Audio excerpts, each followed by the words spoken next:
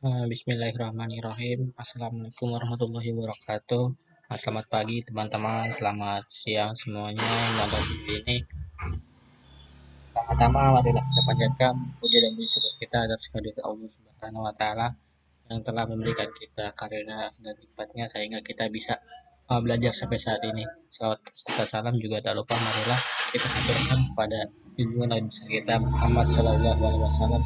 Semoga di akhir kita bisa mendapatkan syafaatnya. Perkenalkan, kami di sini dari kelompok 1 Psikologi Komunitas dengan tema marginalisasi dengan anggota saya sendiri, Aras Asidik, lalu ada Hidayat Nur Fahreza, ada Ayu Nur Fitria Sandi, ada Masjid Taufnya Slamet, Fansia Levi Jahara, Siti Azang, dan juga Mas Bagas. Di sini kami akan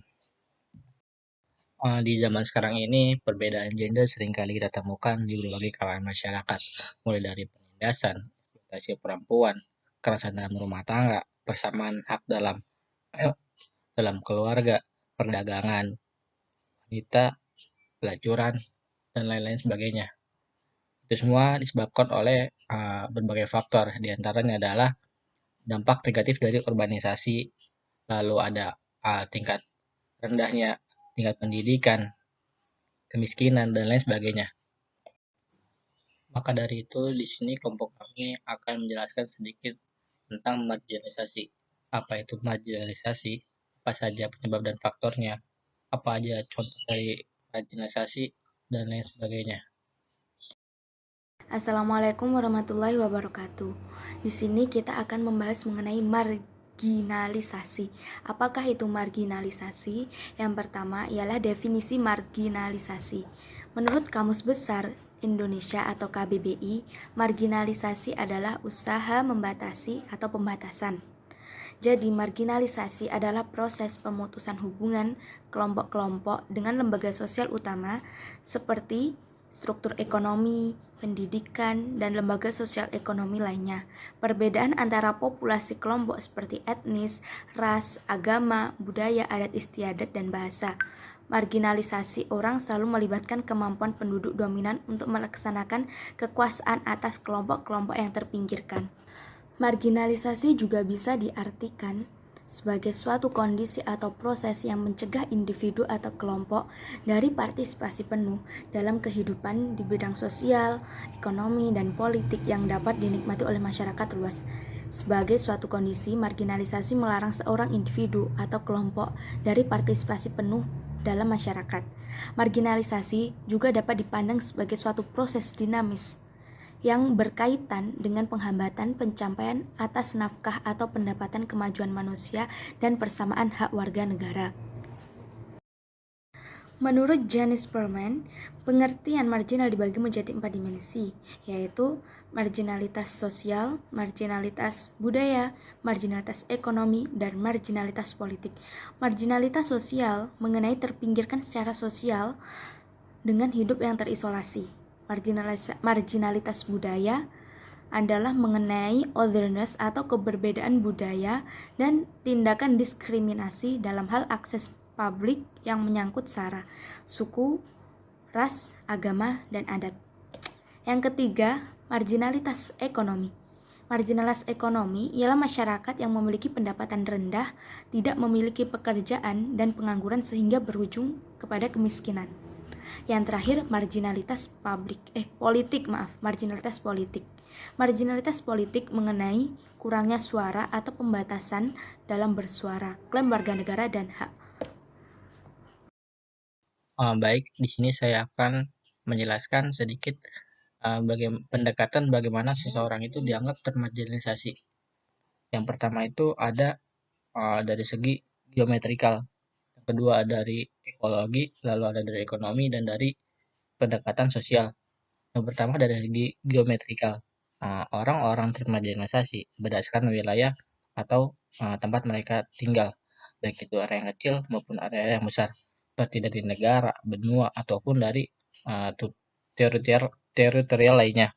Lalu yang kedua dari segi ekologi, orang-orang yang termarginalisasi dianggap termarginalisasi karena lingkungannya, baik itu lingkungannya alam, sumber daya alam yang ada maupun lingkungan sosial tempat hidupnya. Lalu dari segi ekonomi, marginalisasi yang terjadi ditinjau karena lingkungannya. Lalu yang kedua ada dari segi ekologi, orang-orang dapat marginalisasi karena lingkungannya, baik itu lingkungan alam, sumber daya alam yang ada maupun lingkungan tempat mereka tinggal.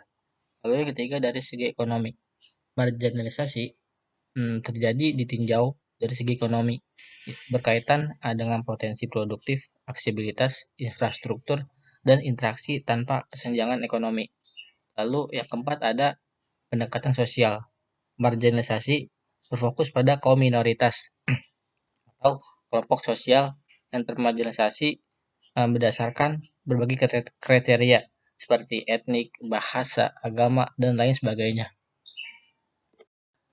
Jadi dapat disebutkan bahwa seseorang dapat termarginalisasi melalui 4 pendekatan. Yang pertama itu ada dari letak geografis, dari kondisi lingkungan tempat dia tinggal, dari segi ekonomi maupun segi sosial tempat mereka tinggal. Lalu marginalisasi juga dapat terjadi karena hegemoni. Hegemoni adalah peran suatu negara kemudian menimbulkan banyak ketidakadilan pada distribusi atau keuntungan kehidupan sosial, politik, dan ekonomi. Sekian. Selanjutnya, kasus marginalisasi. Indonesia yang dikenal memiliki sifat kebudayaan ketimuran yang masih lekat dengan marginalisasi perihal pekerjaan. Dalam hal ini terlihat ketika peran perempuan kadangkala masih dikesampingkan dibandingkan dengan laki-laki sebagai otoritas. Perihal ini dapat dilihat ketika perempuan-perempuan Indonesia tidak memiliki kesempatan untuk meraih pendidikan yang tinggi. Barulah kesadaran ini muncul atas kesetaraan gender digagas oleh R.A. Kartini yang menghapus perihal kasus tersebut. Hingga sampai saat ini, R.A. Kartini dijuluki sebagai pahlawan emansipasi. Terima kasih. Selanjutnya saya akan membahas penyelesaian terhadap kasus tersebut. Ketidakadilan gender merupakan bentuk dehumanisasi karena hak dan kesempatan yang seharusnya dimiliki oleh setiap individu menjadi tercabut karena hanya jenis kelamin. Dehumanisasi ini tidak hanya dialami oleh perempuan yang umumnya menjadi pihak tertindas, akan tetapi juga dialami oleh laki-laki karena melanggengkan ketidakadilan dan penindasan tersebut berlangsung. Abraham Maslow mengemukakan bahwa kebutuhan di tingkat yang paling dasar adalah kebutuhan fisiologis, yaitu kebutuhan yang harus dipenuhi agar seseorang dapat melanjutkan keberlangsungan hidupnya, dan kebutuhan di tingkat yang paling tinggi adalah kebutuhan aktualisasi diri, yaitu kebutuhan untuk mencapai titik paling tinggi dari segala potensi dan kemampuan yang dimiliki. Dari sudut pandang teori kebutuhan Maslow, adanya subordinasi perempuan dalam wilayah kerja merupakan salah satu hambatan dalam upaya pemenuhan kebutuhan fisiologis secara mandiri. Dapat dikatakan demikian karena kerja merupakan upaya untuk memperoleh modal ekonomi untuk keperluan sandang, pangan, dan papan. Hal ini tentu tidak berlaku bagi perempuan yang didomestifikasi dengan jaminan kebutuhan fisiologi dari suami atau pasangannya. Dalam hal ini, kebutuhan yang dihambat oleh adanya domestifikasi adalah kebutuhan akan pertemanan dan interaksi sosial. Dalam derajat lain, domestifikasi ini juga menghambat aktualisasi diri seorang perempuan yang mencita-citakan untuk berkarir, memberikan seluruh hak dasar manusia kepada wanita. Perempuan misalnya hak berbicara, hak hidup, dan lain sebagainya. Namun perempuan diharuskan berada pada kodratnya. Emansipasi merupakan tindak lanjut dari gagasan kesetaraan gender dalam bentuk tindakan nyata seseorang wanita dalam kehidupannya. Alangkah lebih baik jika kita mengartikan dan memaknai emansipasi wanita sebagai salah satu bentuk kerjasama antara laki-laki dan wanita dalam menjalankan kehidupan. Sebagai seorang partner tentunya saja mempunyai kedudukan dan hak yang sama tanpa adanya perbedaan yang memandang keduanya. Sekian, terima kasih. Selanjutnya ada penyebab terjadinya marginalisasi. Yang pertama, ada kemiskinan. Salah satu faktor marginalisasi yang paling terlihat adalah dalam kasus kemiskinan. Faktor ini sangat berpengaruh terhadap masyarakat marginal karena di sini terjadi antara golongan atas dan golongan bawah dalam sistem perekonomian. Pengangguran juga termasuk ke dalam penyebab marginalisasi tersebut. Yang kedua, tingginya angka pengangguran. Tingginya angka pengangguran di masyarakat semakin meningkat yang menyebabkan kemiskinan semakin merajalela. Bahkan diperkirakan pada bulan Agustus, angka pengangguran di masyarakat naik hingga 7,35%, sehingga ini nampak begitu jelas dalam masyarakat. Yang ketiga, kebudayaan. Kebudayaan dalam masyarakat menganggap bahwa manusia satu dan manusia yang lain berbeda dan memiliki aturan tersendiri dalam budayanya, sehingga tak jarang ada beberapa manusia yang kurang menghargai kebudayaan manusia yang lain. Yang keempat, monopoli kebijakan.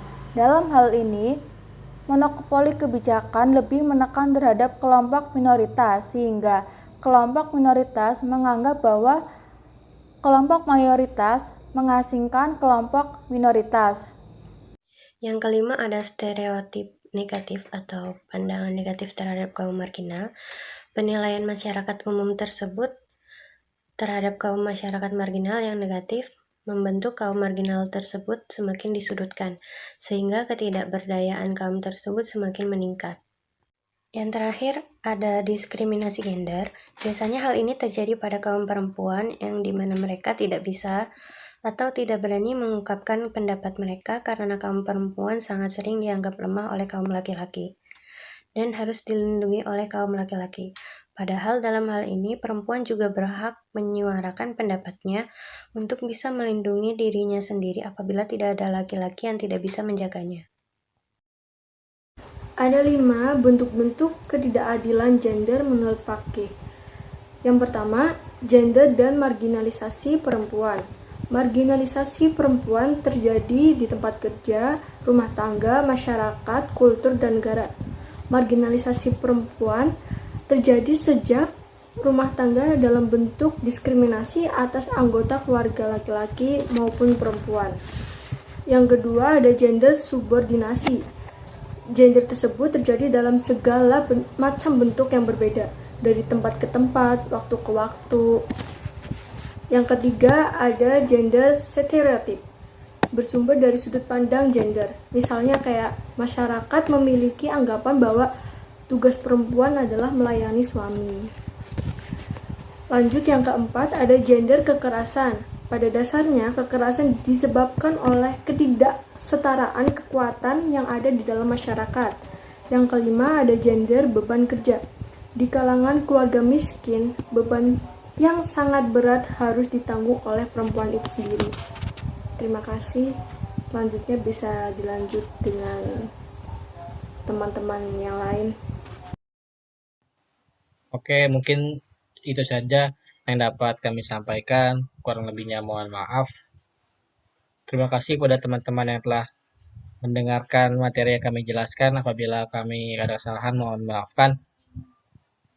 Selanjutnya, apabila ada yang ingin ditanyakan atau diskusikan, silakan ke tempat yang telah disediakan. Wassalamualaikum warahmatullahi wabarakatuh.